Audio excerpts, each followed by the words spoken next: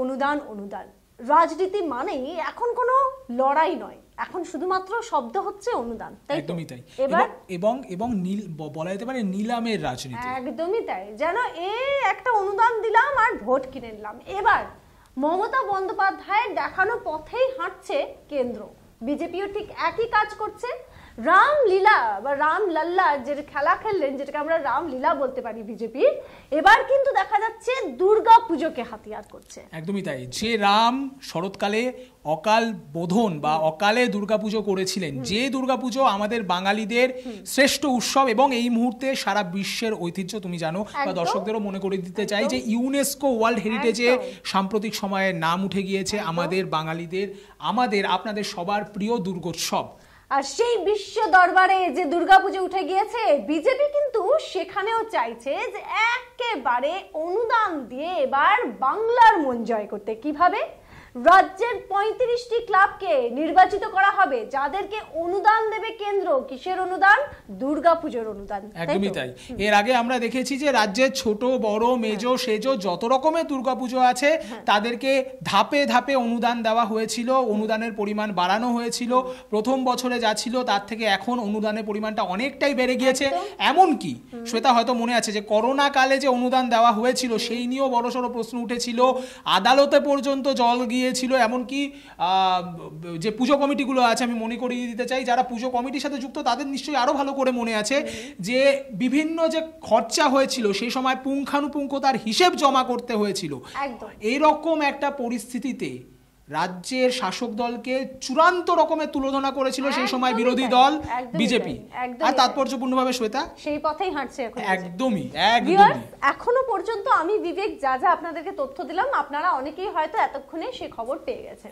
কিন্তু আজকে আমি আর বিবেক আপনাদের সামনে কেন এসেছি জানেন? একটু আগে আমরা দুজন আলোচনা করছিলাম, অনুদান দেওয়া হচ্ছে, রাজনৈতিক পথে হাঁটছে বিজেপি, কার দেখানো পথ, তৃণমূলের দেখানো পথ, সব ঠিক আছে, কিন্তু একটি সমাজ সেবা এমন একটা সংস্থাকে নির্বাচিত করা হবে যেটা কিনা বিজেপি ঘেঁষা, এবং এই যে 35টি ক্লাবের নির্বাচন হবে সেটা কার উপর বেস করে এই সিদ্ধান্ত নেওয়া হবে, এটাই কিন্তু আমরা দুজন একটু আগে আলোচনা করছি। যেটা এখন অবধি সূত্র মারফত জানা যাচ্ছে যে এই সংগঠন, যে সংগঠনের মারফত এই টাকাটাকে বিতরণ করা হবে, তারাই ডিসাইড করবেন যে এই ক্লাবগুলো কারা কারা হবে। তবে সূত্র মারফত যে খবরটা আমরা পেয়েছি, অসমর্থিত সূত্রের খবর, যে কলকাতার 3টি বড় নামকরা পুজো কমিটিও কিন্তু এই অনুদানের লিস্টে আছে। একদমই। এবং সেখানে কিন্তু আমরা আজ করতেই পারি যে এমন বিষয়টা নয় তো যে দেখো যে ক্লাব বিজেপি ঘেঁষা বা বিজেপির দল করে তারা পাচ্ছেন এই অনুদান, এই প্রশ্ন উঠবে না তো? বা সত্যি ঘটনার পিছনে এরকম কোনো ঘটনা ঘটবে না তো? এই প্রশ্ন কিন্তু থেকে যায়। তো আমার আর বিবেকের আলোচনার মধ্যে আমরা একটু আগে এই আলোচনাটাই করছিলাম যে এই স্বচ্ছতাটা রাখা হবে কি।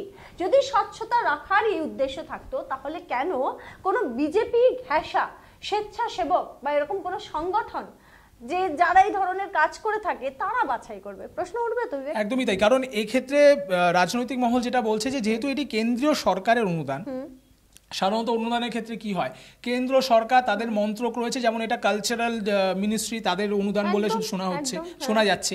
সেক্ষেত্রে তাহলে কালচারাল মিনিস্ট্রির যে অফিস আছেন বা তাদের যারা আধিকারিকরা আছেন তারা নিজেদের মতো করে সার্ভে করবেন, তারা নিজেদের মতো করে ডিসাইড করবেন কেন একটি সমাজসেবী সংগঠন তাদেরকে দিয়ে কেন এটা করানো হবে। এই নিয়ে কিন্তু এখনো প্রশ্ন উঠছে, যদিও এখনো অবধি কিন্তু এই ব্যাপারে কোনো কনফার্মেশন নেই যে কারা এটা বাছাই করছে বা কিভাবে করছে। তবে সূত্র মারফত যেটা পাওয়া যাচ্ছে খবর যে একটি সমাজসেবী সংগঠন তারা এই 35টা পুজো কমিটিকে বাছাই করবে। এখনো অবধি কিন্তু শ্বেতা এটাও জানা যাচ্ছে না যে এই বাছাই করার যে মাপকাঠি, যেমন আমরা দেখেছি রাজ্য সরকারের ক্ষেত্রে শ্বেতা যারা পুজো করেন তারা আমার থেকেও ভালো জানেন যে অন্তত পক্ষে 10 বছরের পুজো হতে হবে, এবং মহিলা পুজো কমিটির ক্ষেত্রে অন্তত হয়তো কিছু ক্রাইটেরিয়া থাকবে, 5 বছরের একটা পুজো কমিটি হতে হবে। সবথেকে বড় প্রশ্নটা ভিউয়ার যে এই যে তথ্যগুলো এগুলো আপনাদের জানা, কিন্তু বিষয়টা হচ্ছে যে অনুদানের রাজনীতি মানে দেখুন, ধর্মের রাজনীতি, এটা নিয়ে তো আমি আর বিবেক বারবার আপনাদের সঙ্গে কথা বলেছি, এবং ধর্মের পাশাপাশি অনুদান এটাকেও কিন্তু সমস্ত দল কাজে লাগাচ্ছে। এবং সব থেকে খারাপ লাগছে কি, দেখো, যে দল এইভাবে এগোচ্ছে ঠিক সেটাকেই যেন পথ হিসেবে আরো একটি দল বেছে নিচ্ছে। তৃণমূল কংগ্রেস অনুদান এই নিয়ে কিন্তু প্রচুর, যেটা একটু আগে বিবেক আপনাদেরকে বললো, সমালোচনা করেছে বিজেপি। সেই বিজেপি এখন ধর্মের নামে অনুদানের পথে, এই প্রশ্ন কিন্তু রাজনৈতিক মহলে উঠছে।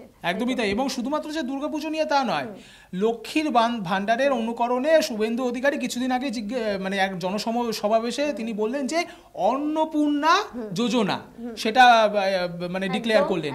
অপরদিকে যাদের 2021-এর ভোটের কথা মনে আছে, তোমারও নিশ্চয়ই মনে আছে, মমতা ব্যানার্জি বলেছিলেন বার্ধক্য ভাতা, বিধবা ভাতা 1000 টাকা করে, বিজেপি সেখানে 2000 টাকা করে। লক্ষ্মীর ভান্ডারের ক্ষেত্রেও এরকম, মানে এ যেন বলি আমরা যেরকম নিলামে দেখেছি শ্বেতা, এখানে যেন ভোট কেনার নিলাম হচ্ছে। এক এক দল 1000, 2000, 5000 এইভাবে যেন নিলামে চড়াচ্ছে আমাদের। এরপরে হয়তো আমরা আগামী দিনে দেখবো যে তৃণমূল কংগ্রেস বা বিজেপি কে ছাপিয়ে আরো একটি দল আসলো আরো একটি অনুদান নিয়ে। কিন্তু রাজনীতি বা মানুষের কাছে স্বচ্ছ থাকতে পারছেন এই রাজনৈতিক ব্যক্তিত্বরা? এটা একটা বড় প্রশ্ন থেকে যায় নাকি? আপনাদের থেকে আজকে আমরা প্রশ্ন করব যে আপনারা কি এই কাজটাকে সমর্থন করেন? এইভাবে অনুদান দিয়ে মানুষের মন জয় করা, কাজ দিয়ে শুধু নয়। যদি আপনারা কাজ দিয়ে এতটাই কনফিডেন্ট থাকেন, তাহলে এই অনুদানের প্রয়োজন কি? 35টি ক্লাবকে দেওয়া হবে আর বাকি ক্লাবগুলিকে দেওয়া হবে না কেন? এই প্রশ্ন বারবার উঠছে। এই 35টি ক্লাব মানে আরো যে 4টে ক্লাব থাকবে, তারা ভাববে যে আমরা যদি বিজেপি দলে যোগদান করি বা বিজেপি ঘেঁষা কাজ করি তাহলে হয়তো আমরা অনুদান পাবো। এটাই কি একমাত্র পথ আপনাদের কাছে রয়েছে মানুষের মন জয় করার? কি তৃণমূল, কি বিজেপি? একদমই তাই। এবং আরেকটা জিনিস শ্বেতা, তুমি তো বলছো যে মানুষের মন জয় করা, অপরদিকে আমরা যেটা দেখে এসেছি বরাবর যে বিভিন্ন রাজনৈতিক দল তাদের একটা নীতিগত আদর্শ বা নীতি নিয়ে তারা চলে। কিন্তু সাম্প্রতিক সময়ে আমরা দেখলাম 21-এ তৃণমূল কংগ্রেস থেকে কাতারে কাতারে যাদের বিরুদ্ধে এত অভিযোগ বলে বিভিন্ন সময় বিজেপি বলেছে, সেখানে কিন্তু তৃণমূল কংগ্রেস থেকে কাতারে কাতারে নেতা নেত্রী গিয়ে বিজেপিতে জয়েন করলেন। অপরদিকে আবার লোকসভা মানে বিধানসভা ভোটের রেজাল্ট পাল্টাবার পরে অনেকেই তাদের মধ্যে নেতা আছেন তারা চলে এলেন তৃণমূলে। একটা গেল। দ্বিতীয় হলো কি, আমি নিজে যে নীতির বিরোধিতা করছি, আমি কার্যক্ষেত্রে সেই নীতিটাকেই প্রণয়ন করছি। মানে কোথাও গিয়ে নীতিহীনতা, রাজনীতি কি এখন নীতিহীনতার জায়গায় চলে গিয়েছে? খুবই পরিষ্কার ভাবে, মানে কেউ যেন কিছু বলার নেই, কেউ যেন কিছু বুঝতে পারছে না, জনতা যেন বোকা। এ যেন একটা এমন কথা আপনাদের তরফ থেকে আমরা শুনেছি যে মানুষ বা সাধারণ মানুষ, জনতা কি বোকা? বোকা পেয়েছেন রাজনৈতিক ব্যক্তিত্বরা যে বোকা বানাচ্ছেন। আজকে অনুদান তো কালকে ধর্মের খেলা। কি হচ্ছে দেশে? এটাই কি আমাদের ভবিষ্যৎ? এই প্রশ্ন আমি আর বিবেক তুলছি না, এই প্রশ্ন আপনারাই তুলছেন। আপনাদের তরফ থেকে আমরা এই ধরনের প্রশ্ন শুনতে পাচ্ছি এবং রাজনৈতিক মহলের একাংশ, রাজনৈতিক বিশেষজ্ঞরা বারবার কিন্তু এই বিষয়টার নিন্দা করছেন। একদমই তাই তো। কিন্তু তা সত্ত্বেও রাজনীতিবিদদের এই নিয়ে কোনো হেলদোল নেই। তারা ভোটে যেটার জন্য যা পারেন তাই করতে পারেন এবং তার জলজ্যান্ত উদাহরণ কিন্তু আমাদের পড়শি রাজ্য বিহারের মুখ্যমন্ত্রী নীতিশ কুমার। সেটাই উনি দেখিয়ে দিয়েছেন। সেই খেলা হবে, আসল খেলা বাংলায় না, দেখিয়েছেন কিন্তু নীতিশ কুমার ওখানে। আবারও পাল্টি, সেটা একটা অন্য প্রসঙ্গ। অবশ্যই আপনারা দেখবেন ইউটিউবে এটা নিয়ে আমাদের একটা বিশেষ অনুষ্ঠান রয়েছেই। তবে আজকে যে কথাটা আমরা আপনাদেরকে বলছি যে এটাই কি আমাদের ভবিষ্যৎ? আমরা কি এটাই চাই? অনুদানের রাজনীতি। অনুদান কেন আমরা বলতে পারছি না যে না আমাদের অনুদান না, আমাদের ভালো কাজ চাই, আপনাদের কাছে অনুদানের জন্য আমরা আপনাদেরকে ভোট দিই না? এমন একটা ভারতবর্ষের স্বপ্ন কি আপনারা দেখাতে পারেন না আমাদেরকে, যেখানে আমাদের অনুদানের প্রয়োজন হবে না, যেখানে আমাদের ভাতার প্রয়োজন হবে না? কেন এই পথে আমরা হাঁটছি না বিবেক? একদমই তাই। কে কত অনুদান দিয়েছে, কত কিলো চাল দিয়েছি, কত কিলো ডাল দিয়েছি, এরকম পরিস্থিতি কেন আসে না যে আমরা জনসাধারণের সেই ন্যূনতম আয়ের একেবারে গ্যারেন্টি যুক্ত মানে সংস্থান করব, যাতে সরকারের মুখোপেক্ষী নয়, মানুষ স্বাবলম্বী হবে। না তাহলে তো ভোটটা কেনা যাবে না। হ্যাঁ, এটাও ঠিক। সবার আগে ভোট সত্য, তাহার উপরে কিছু নয়। আপনাদের কি মনে হয়? আজকের এই অনুষ্ঠানটা কিন্তু আমরা পুরোপুরি আমাদের মতামত বললাম না, সাধারণ মানুষের, আপনাদের কথা, আপনাদের ভাবনা চিন্তা যেটা আমাদের অবধি পৌঁছায়, রাজনৈতিক মহলের একাংশের কথা যেটা আমাদের অবধি পৌঁছায়, সেটার জন্যই সেটাকে ভাবনা চিন্তা করে আপনাদের সামনে তুলে ধরলাম। আপনাদের মতামত অবশ্যই আমাদেরকে কমেন্ট করে জানাবেন আর দেখতে থাকবেন ডিজিটাল খবরিলাল। কেন দেখবেন জানেন? বিবেক বলছে সেটা। কারণ ডিজিটাল খবরিলাল মানেই খবর আপনাদের, নজর আমাদের। ডিজিটাল খবরিলাল, খবর আপনাদের, নজর আমাদের।